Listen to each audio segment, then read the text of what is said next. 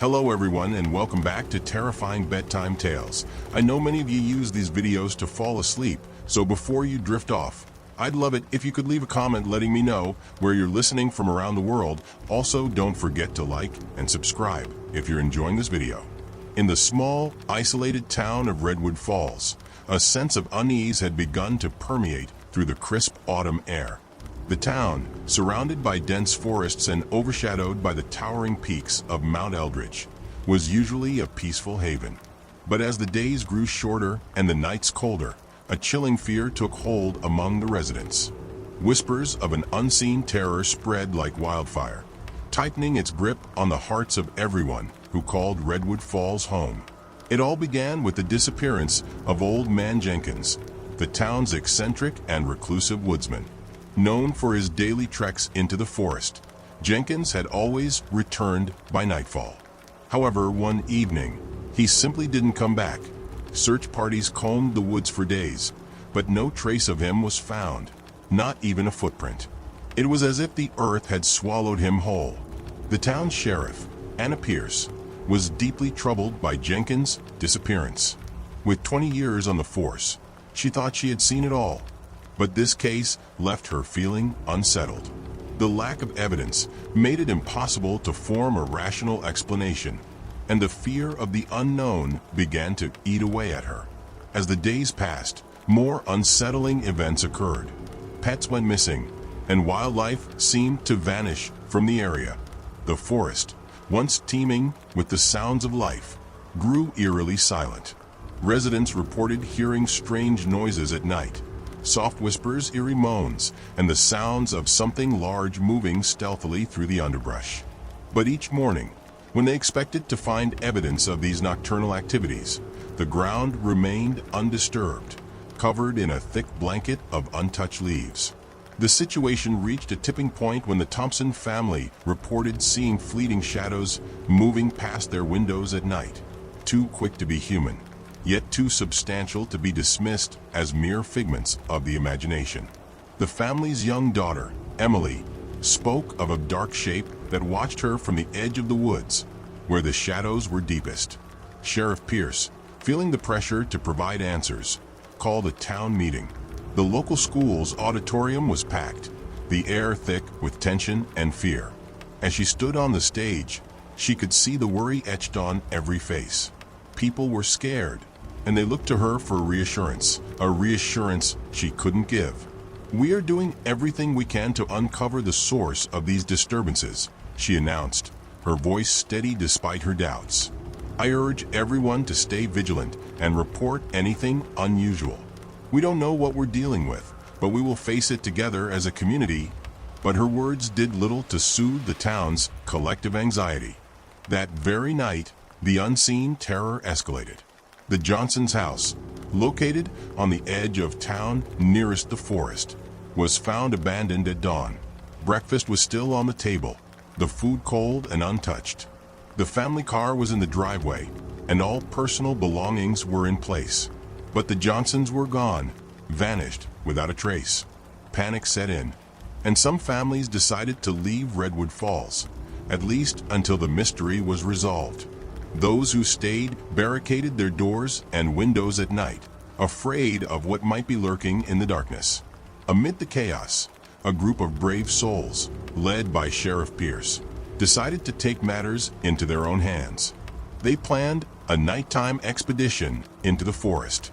Equipped with flashlights, radios, and firearms, they ventured into the woods, determined to find answers.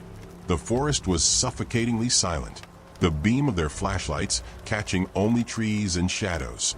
Hours passed, and just as they were about to turn back, a low, guttural growl echoed through the trees, freezing everyone in their tracks. The sound seemed to come from all around them, its source invisible. They formed a tight circle, backs together, scanning the darkness. The growl was followed by a sharp, high-pitched shriek that sent shivers down their spines. It was a sound no human or animal in Redwood Falls had ever made. Then silence returned, as thick and oppressive as before. They waited, breaths held, hearts pounding, but the forest revealed nothing. As the first light of dawn broke through the trees, the group retreated, the terror still unseen, its threat unabated. The town of Redwood Falls was changed forever. The unseen terror remained just that, unseen and unknown. Some speculated about ancient curses or creatures of folklore, while others suggested extraterrestrial activity. But no theory could be proven, and no explanation could dispel the thick cloud of fear that hung over the town. Years passed, and life slowly returned to a semblance of normalcy. But the mystery of the unseen terror of Redwood Falls was never solved. The forest's edge remained a boundary few were willing to cross, and the shadows within were left to whisper their secrets only to the wind. The fear of the unknown lingered, a silent, constant reminder of that chilling autumn when the unseen terror walked among them, leaving only footprints in their nightmares. As the years trickled by, a veil of cautious normalcy draped over Redwood Falls. New families moved in, drawn by the lure of quiet country living and the town's picturesque setting, oblivious to its dark past. But for those who remembered, each rustling leaf and shadow at dusk was a reminder of the fear that once gripped their hearts. Sheriff Anna Pierce retired, burdened by the unresolved mysteries that had defined the latter years of her career. Her successor, a young and eager deputy who had risen through the ranks, inherited not only the badge but the unresolved specter of the unseen terror. One crisp fall evening, nearly a decade after the first disappearances, a group of teenagers ventured into the outskirts of the forest. Armed with digital cameras and driven by the blend of bravery and recklessness that defines youth, they sought to capture footage for a local ghost stories blog. Unbeknownst to them, they were about to reignite the smoldering embers of an old fear. As they delved deeper into the woods, the air grew inexplicably colder. Their breaths became visible, mingling with the mist that began to rise from the ground. The forest around them felt alive, watching, waiting.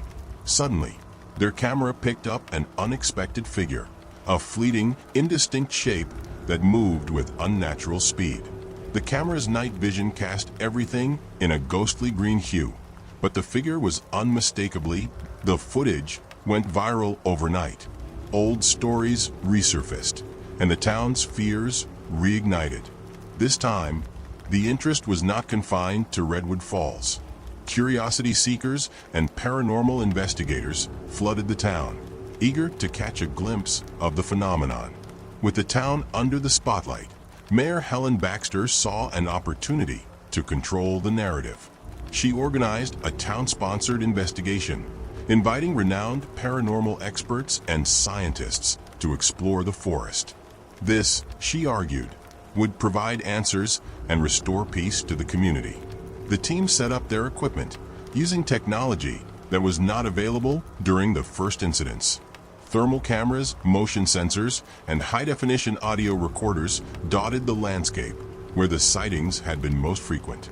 For weeks, the equipment captured nothing unusual. Then, on a particularly dark night, when the new moon left the forest unilluminated by celestial light, the thermal cameras detected an anomalous heat signature. It was large and mobile, with an erratic movement pattern that defied explanation. The audio equipment, meanwhile, picked up a series of low frequencies, sounds that were felt more than heard, vibrations that seemed to emanate from the earth itself. The data was puzzling, presenting more questions than answers. The scientists proposed theories ranging from undiscovered wildlife to geological anomalies, but nothing could be proven conclusively. Meanwhile, the town's economy flourished with the influx of visitors. Hotels were full, and local businesses thrived. The fear had turned into a fascination, an eerie tourist attraction. But for those who had lived through the terror, the attention was a double-edged sword, a reminder of their unresolved nightmare. One night, driven by a need for closure, the original group of searchers, including some of the retired Sheriff Pierce's former deputies, organized a private expedition. They ventured out with personal equipment, determined to confront whatever lay hidden in the shadows. Hours into their search, deep within the heart of the forest, they stumbled upon a cave hidden beneath an ancient oak. Inside, they found artifacts, old camping gear, remnants of clothing, and chillingly, a wallet belonging to Old Man Jenkins. The cave was shallow, but its walls were covered in strange, undecipherable markings that glowed faintly with phosphorescence. The discovery prompted a new official investigation. Archaeologists and historians were brought in, and it was soon revealed that the cave was a sacred site, long forgotten by history, once used by the indigenous people for ceremonies connected to the spirit world. This revelation brought a new understanding. The elders of the indigenous community were consulted, and they spoke of ancient spirits, guardians of the forest awakened by disrespect and intrusion. They explained that the disappearances were a warning, a reminder of the sacredness of the land. The town decided to protect the area, restricting access and acknowledging the site's cultural and spiritual significance. Slowly, the disturbances subsided. The forest grew quiet once more, watched over by those who understood its secrets. Redwood Falls had learned to respect the unseen, recognizing that some mysteries were not meant to be solved. They had encountered a terror born not from malevolence, but from a deep, ancient magic of the earth, an unseen force that demanded respect. And in their humility, they found peace, living alongside the mystery that would forever define the shadowed woods surrounding their town. As peace settled over Redwood Falls, the town's residents slowly adapted to their new reality, a delicate coexistence with the mysterious forces that surrounded them. Life returned to a semblance of normality, but the past events left an indelible mark on the community's collective consciousness. Each year, as the leaves began to turn and the air grew crisp, a subtle tension would rise, a reminder of the autumn decades earlier when the unseen terror first made its presence known. Children grew up on stories of the shadows in the woods, and while parents recounted tales of the disappearances and the chilling sounds that once echoed through the night, these stories became part of the town's folklore, a specter of the past that was both a warning and a whisper of the mysterious. In the heart of town, the Redwood Falls Historical Society established a small exhibit dedicated to the events. It featured items recovered from the cave, along with photographs, maps of the forest, and accounts from those who had lived through the terror. It served as a solemn reminder of the town's history and the importance of respecting the unseen forces of nature. Mayor Helen Baxter, who had been instrumental in transforming the town's fear into a source of learning and economic recovery, retired after several successful terms. Her leadership had steered the community through its darkest times, and she was succeeded by her protege, a young woman who had grown up during the years of the terror. Mayor Laura Mills brought a new energy to the office, committed to both preserving the legacy of the past and moving Redwood Falls forward into a new era of prosperity and awareness. Under Mayor Mills' leadership, Redwood Falls became a hub for environmental and cultural studies. The town collaborated with universities and research institutions, providing grants for studies on ecological conservation and indigenous cultural practices. This not only helped protect the surrounding lands, but also fostered a deeper connection between the community and the environment. The town's annual Festival of Shadows became a celebrated event, drawing visitors from across the country. It featured guided night walks on the edges of the forest, storytelling sessions, and cultural performances by indigenous groups. The festival celebrated the mystery and beauty of the unseen, transforming the once crippling fear into a source of fascination and education. As decades passed, the newer generations of Redwood Falls were more detached from the direct fear their parents had experienced.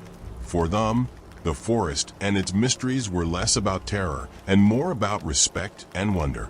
Educational programs integrated local history and environmental science from an early age, fostering a sense of stewardship and curiosity in the young. Despite the community's growth and evolving relationship with the forest, there were still nights when the air would chill unexpectedly, and the wind would carry echoes of a distant past, a reminder that some aspects of the world are beyond human understanding and control. Sheriff Anna Pierce, long retired, but still a respected figure in town, often reflected on the changes. In her twilight years, she found solace in knowing that while the terror remained a part of Redwood Falls history, it had also taught the town so much about unity, respect, and the profound mysteries of life. She would sit on her porch, looking towards the woods, a cup of tea in hand, and smile softly to herself. The forest, which had once harbored an unseen terror, now seemed to guard the town like an old friend, a keeper of secrets, a protector of ancient truths. And so, Redwood Falls lived on, a town forever linked to the shadows of the unknown, its people walking a line between the seen and the unseen, always with respect, always with a touch of awe. The terror that had once threatened their very existence had unwittingly woven itself into the fabric of their identity, transforming fear into a deep, enduring connection with the mysteries of the natural world. As the sun dipped below the horizon, casting long shadows through the streets of Redwood Falls, Sheriff Anna Pierce remained on her porch, enveloped in the twilight's embrace. The crisp air of the evening was filled with the gentle rustling of leaves, a natural symphony that had become a comforting background to her thoughts. Anna had seen the town through its darkest hours, and now, in the quiet of her retirement, she often pondered the profound transformations that had occurred. From her vantage point, she could see the edge of the forest, its trees standing like ancient sentinels at the boundaries of the known and the unknown. The forest, once a source of fear, had taught them all the value of respect and mystery. Her gaze was drawn to a path that wound its way towards the woods, a path she had walked countless times during the investigations. It was on that path she felt closest to the heart of the mystery that had defined her career. She sipped her tea, the warmth of the cup seeping into her hands, providing a comforting contrast to the evening chill. A gentle breeze whispered through the trees, carrying with it a faint, almost imperceptible hum. Anna knew this sound well. It was the forest speaking in its enigmatic language. To some, it might still carry an echo of fear, but to her it was a reminder of the forest's deep and enduring power. "You've kept us on our toes, haven't you?" she murmured to the woods, a soft smile playing on her lips. Just then, a flicker of movement caught her eye. It was subtle, a mere shifting of shadows as the night deepened. But to Anna, it was a nod from the unseen. She didn't flinch or fear. Over the years, she had learned that some things were meant to be felt, not seen, understood, not explained. Her mind drifted to the generations of Redwood Falls, especially the young ones who would grow up with tales of the unseen terror not as a nightmare, but as a guardian of their heritage. They would walk the forests, not with trepidation, but with a sense of adventure, armed with respect for the powers that dwell within. Anna set her empty teacup down, her eyes still fixed on the shifting darkness. The night was fully upon them now, and the forest was alive with its nocturnal chorus. She felt a profound connection to it all, the town, its people, and the natural world around them. "It's our legacy, isn't it?" She spoke again, this time a statement rather than a question. The wind seemed to affirm with a gentle gust, rustling the leaves in a soothing pattern. As she stood to go inside, Anna took one last look at the dark outline of the trees. She felt peace, knowing that while the unseen might always remain a part of Redwood Falls, it had become a part of its strength and mystery. The town would continue to thrive, a community no longer defined by fear, but enriched by the depth of its legends and the lessons they carried.